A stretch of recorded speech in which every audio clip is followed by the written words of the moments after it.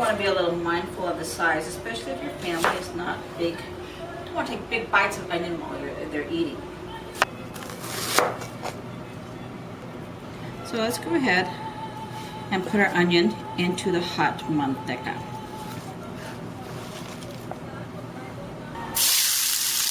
Beautiful, wonderful sound.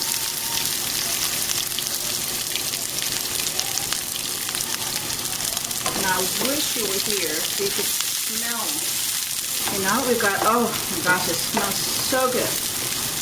Now that we've got our onion in there, and we've got all the flavors bouncing around, we're going to go ahead and add the rice. The rice, just want to toss it right in there. Now, this, I believe, is the trick. You see the color it is right now. We've got a little bit of, it's still pale. We don't want to go in and add anything to that. Let's get a nice toast in there. So we're going to go ahead and put that in. I like to spread it around. I'm going to give every last grain of rice a chance to fulfill its destiny of flavor. Okay. It's been sitting there just where we left it. Now, see, it's getting that nice little toasted color. You're going to see your onion get that little toastiness too. That's okay. That's fine. It's wonderful. It's still flavor. And you see it changing color. And you've got to be patient with this, folks. Remember, you still want to have your pan relatively high. I may have taken it down a notch by now, but you still want to have your pan relatively high. Remember, you can serve Mexican rice with any dinner. It doesn't have to be with carne guisada. It can be with any traditional Mexican meal you want to make. There's enchiladas. Of course, there's a carne guisada. There's any kind of roast that you might want to have, a Mexican style type of roast. But we'll talk about that later. Okay? Let's get back to the rice. So I want you to look at this rice. It's nice. It's brown and toasted. I've been stirring this rice now for about 6 minutes, maybe 7 minutes. And when you do that part where you let it just sit on your pan like that, you don't want to do that for a few seconds at a time. You don't want to char your rice, you know, you don't want to burn it. But right now, this is the color we're looking for. You see the golden brown in all the grains of your rice. This is absolutely beautiful. We're going to go ahead and add our spices now. I'm going to turn the heat down just a little bit. We've got our flavors right here that we mixed up earlier, okay? These nice, beautiful flavors. You want to grab your lid, okay? Another little trick, this helps seal in all these flavors. Oh, it smells so good. Cover it right away, okay? Now, if you look at this pan, we don't want to waste anything. You still got a little bit of flavor right inside, so let's just get a little bit more water. We had 4 cups of water in here, remember?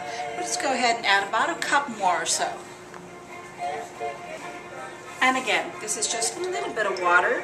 I'm going to swirl it around just to capture that, which may have been left over. We don't want to leave anyone behind. And we'll add it. Okay. One thing you absolutely have to know. Once we've got this mixture into your pan, you have stopped stirring. You will now push just a little bit, and I'm going to show you how to do that.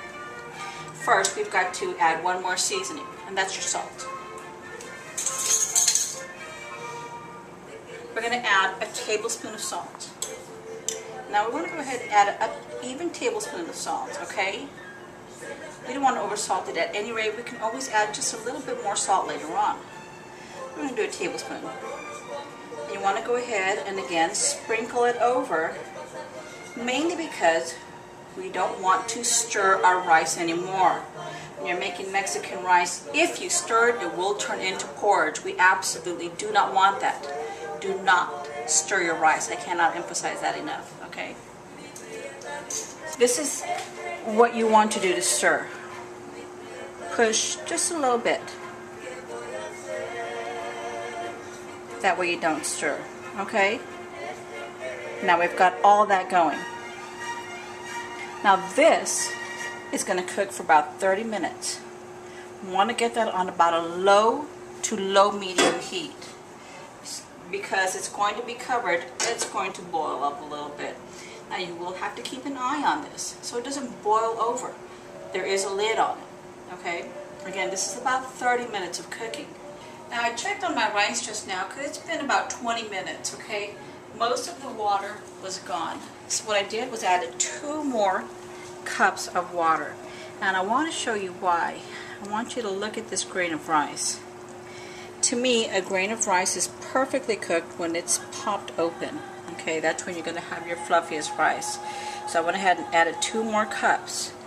I did not stir it. I again just pushed it, just ever so gently.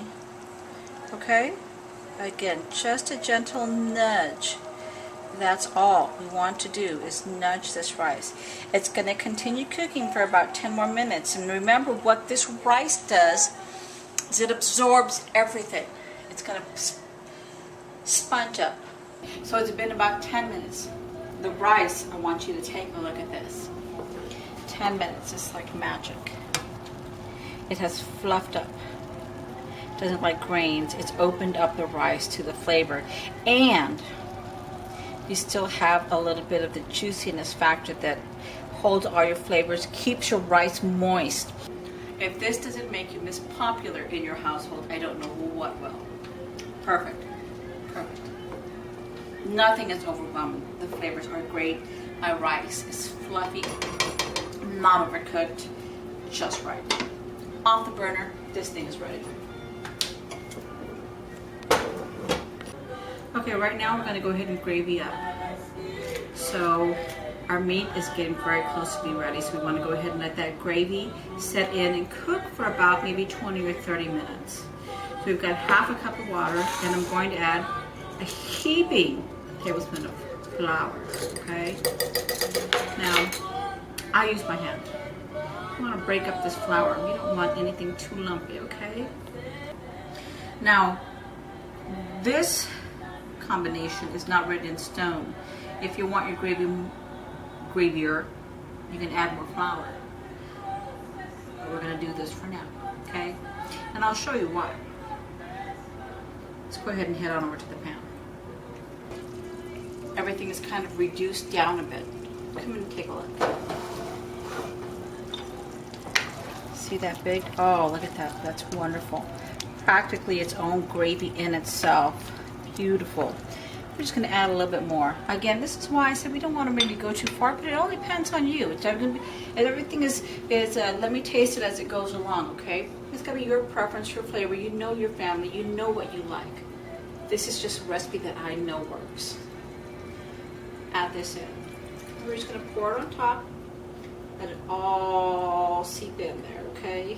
I don't want to waste any of it. I hate waste. So let's go ahead and get all that all in there.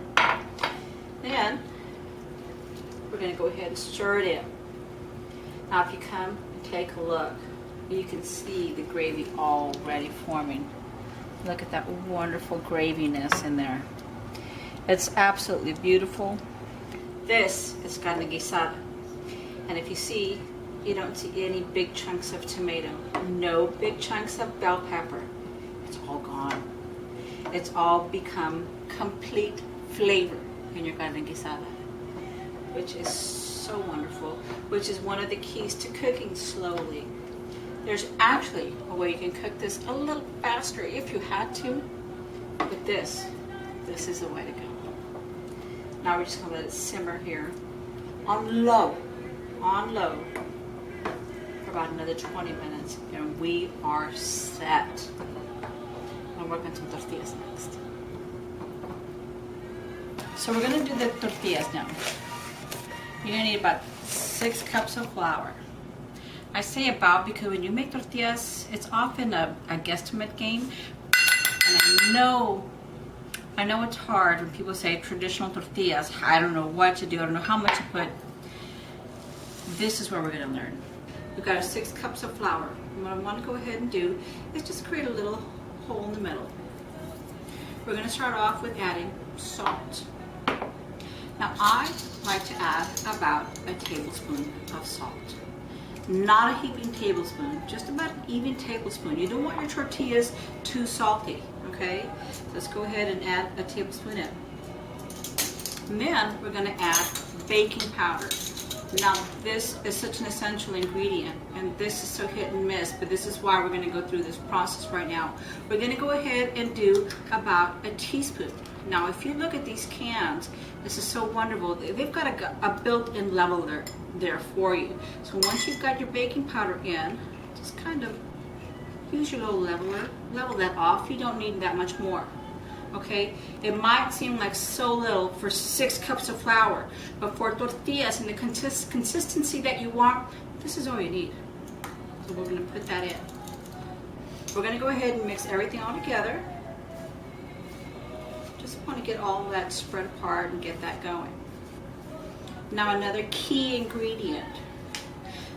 But before I add that in, I want you to know that while you are kind of mixing all your ingredients together, you should feel little grains of salt. If you can feel little grains of salt in every little pinch of flour that you get, you're doing just fine. We're going to go ahead and add your manteca, your lard. I stick my hand in, so get ready to get dirty. What you want is about an egg size amount, okay? Let's put a little bit more in there. But for manteca, it's a little bit different. So you want to go ahead and see, do I have about the size of an egg in here? If not, add a little bit more.